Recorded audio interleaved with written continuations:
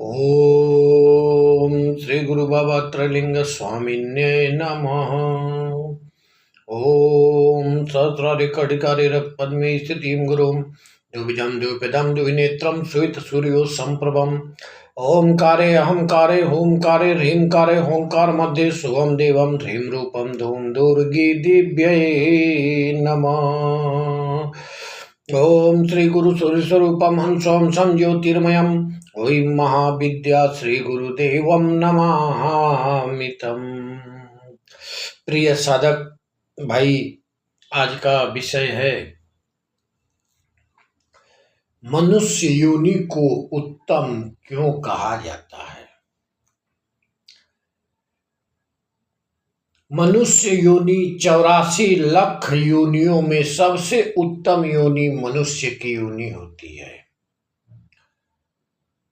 क्यों कि ईश्वर की जो सत्ता है वो मनुष्य के पास ही होती है। मनुष्य को ही ईश्वर ने अपनी सत्ता दी है कि यदि मनुष्य चाहे तो ईश्वरत्व को प्राप्त कर लेता है। बाकी किसी योनियों में ये संभव नहीं है। यहाँ तक कि देवता, देव, गंधर्व, किन्नर, किसी को भी ये संभव नहीं है कि वो ईश्वर की सत्ता प्राप्त कर सके। सिर्फ मनुष्य को ही ईश्वर की सत्ता मिली है। अब आत्मा क्या है? आत्मा, ये जो हमारा शरीर है, ये हमारा शरीर खंडों ब्रह्मांडों से बना हुआ है। हमारे शरीर के अंदर खंडों ब्रह्मांडों है। आंखों के नीचे पिंड है, आंखों के ऊपर अंड है, उसके ऊपर ब्रह्मांड है, जिसको कहा गया है आंखों के नीचे स्थूल शरीर, आंखों के ऊपर जो है सूक्ष्म शरीर, और उसके ऊपर जो है कारण शरीर। इन तीन शरीर होते हैं और तीनों शरीर में अलग अलग शक्तियां सारी विद्यमान है। लेकिन सारी शक्तियां अपनी अपनी जगह पे ब्रह्मांड की शक्ति है, लेकिन सबका सत्ता जो है मनुष्य के पास ईश्वर ने सौंप दी है कि अगर तुम चाहो तो सारे ब्रह्मांड की सत्ता ले सकते हो। और ईश्वर का स्वयं जो है, ईश्वर का सगुण रूप धारण कर सकते हो। योगी लोग, संत लोग योगी क्रियाओं के द्वारा जो है भक्ति करते करते करते करते जब जाके सतलोक में जाके ईश्वर तत्व में, शिव तत्व में, शिवत्व में जाके विलीन हो जाते थे तो उनके पास ईश्वर की सत्ता आ जाती थी। जैसे हमारे महापुरुष कबीरदास जी हुए, संत रविदास जी हुए, महागुरु बाबा तैलंग स्वामी हुए, जो जिंदा को मुर्दा करते थे, मुर्दा को जिंदा करते थे, जिंदा को मुर्दा करने का अर्थ है भाई जीवित मरिए भोजन करिए। महागुरु तैलंग स्वामी के शिष्य जो है बाबा रामकृष्ण परमहंस, स्वामी विवेकानंद, तोतापुरी महाराज, उड़िया बाबा, ऐसे ऐसे अनेकों महात्माओं, महागुरु उसे कहा जाता है जो गुरुओं के गुरु हो, जो अपने जीवन में गुरु पैदा किया हो। तो ईश्वर की सत्ता जो है आत्मा क्या है? आत्मा जो है, जो हमारा शरीर है, उस शरीर काया, हमारे काया जो हमारा शरीर है, शरीर के अंदर जितने भी चक्र है, जितने खंड ब्रह्मांड है, सबका राजा कौन है? आत्मा। सबका राजा आत्मा है। इस देश की, काया देश की सत्ता आत्मा को मिला। और आत्मा का मंत्री कौन है? मंत्री मन है। उसके सैनिक कौन है? 10 इंद्रियां। मंत्री मन बन गए, 9 इंद्रियां सैनिक। अब ये हमारा किस राज्य का है? आत्म देश का राज्य है। आत्मा जो है अपने देश का राज्य जो है नहीं संभाल पाती है, और मंत्री के कहने पे मंत्री के ऊपर सारा राज्य छोड़ दिया।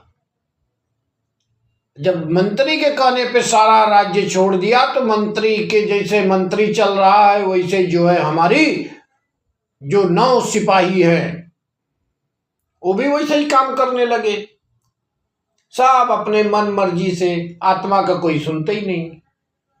अब उसके बाद में क्या है कि काम, क्रोध, लोभ, मोह, ईर्ष्या, आशा, तृष्णा, ये सब ठग हैं। अब ये जो है उस देश में ये चोरी डाका सब डालने लगे। इनको भड़का भड़का के जो ये 9 सिपाही हैं, 9 सिपाही हैं, 9 सिपाही को वो सारे सैनिक अपने बस में कर लेते हैं। भाई तुम हमारे साथ आओ, बड़ा मजा आएगा, तुम हमारे साथ आओ, बड़ा आनंद मिलेगा।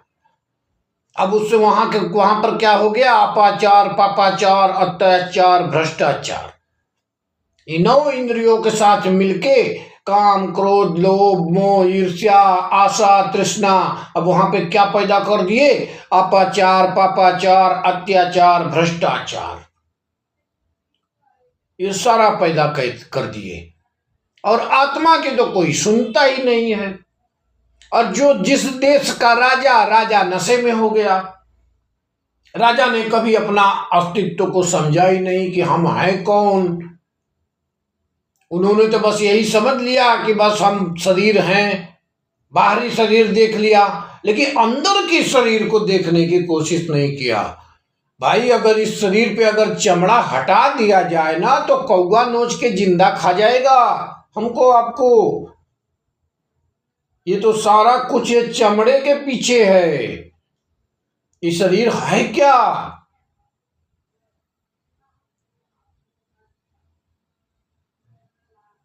तो जब आत्मा अपना अस्तित्व खो दिया, आत्मा को पता ही नहीं है हम हैं कौन, कहां से आए हैं, कहां जाना है, इस देश की सत्ता चलेगी कैसे।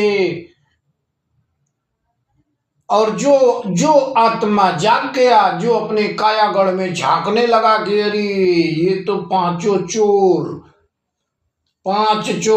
2 ठग और ये 9 सिपाही और हमारा वजीर ही हमको पागल कर रखा है। यहाँ वहां सारा सब वजीर ही हमें भटका रहा है। तो भाई जो आत्मा अगर जाग गया, जो चेत लिया, तो वही जो है ईश्वर तत्व को जान पाता है। जो अपने आप को जान लिया, जो अपना अस्तित्व पैदा किया, आत्मशक्ति अपना पैदा किया, अपनी आत्मशक्ति को समझा।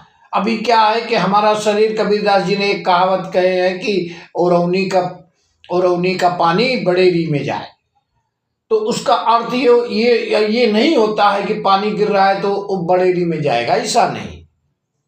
कहने का अर्थ है जो हमारी सीधी गंगा बह रही है उसको हमको उल्टी गंगा बहाना है। जो ऊपर से शक्ति हमारी नीचे पूरी शरीर में जा रही है, हमारी चेतना शक्ति, उस चेतना शक्ति को, आत्म शक्ति को खींच के सबसे पहले तो हमें हृदय पे आना है। जब हृदय पे सारी चेतना शक्ति खींच के हम ले आते हैं तो हमें आत्मज्ञान हो जाता है, जिसे कहा जाता है आत्मदर्शन, आत्म जागृति, आत्मज्ञान।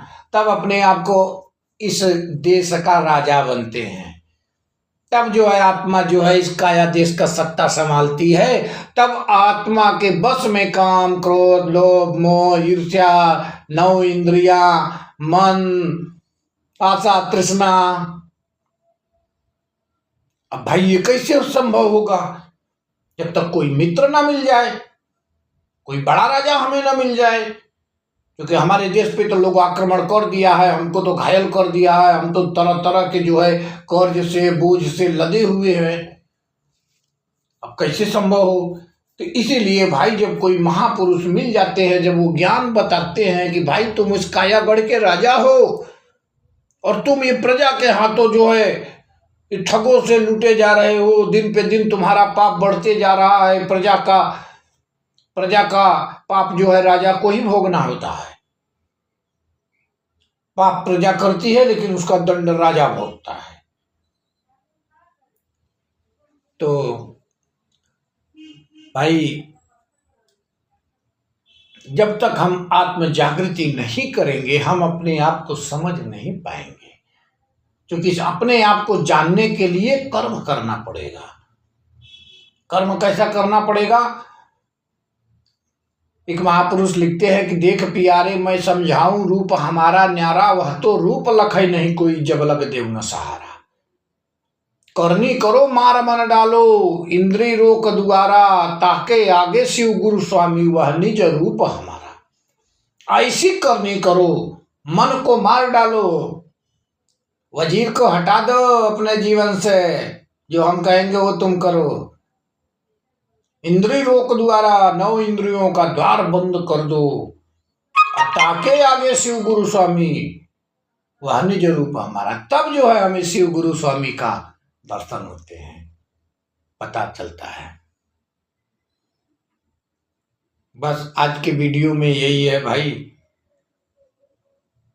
और आप लोग से अनुरोध है कि भाई इस दिव्य ज्ञान को, ज्ञान शक्ति रहस्य इस चैनल को आगे बढ़ाने के लिए आप लोग लाइक सब्सक्राइब कर दिया करेंगे तो ये थोड़ा सा जो अनमोल वचन है ये 2-4-10 लोग के पास और पहुंच जाएगा। जय बाबा त्रैलंग स्वामी महाराज। हर हर महादेव।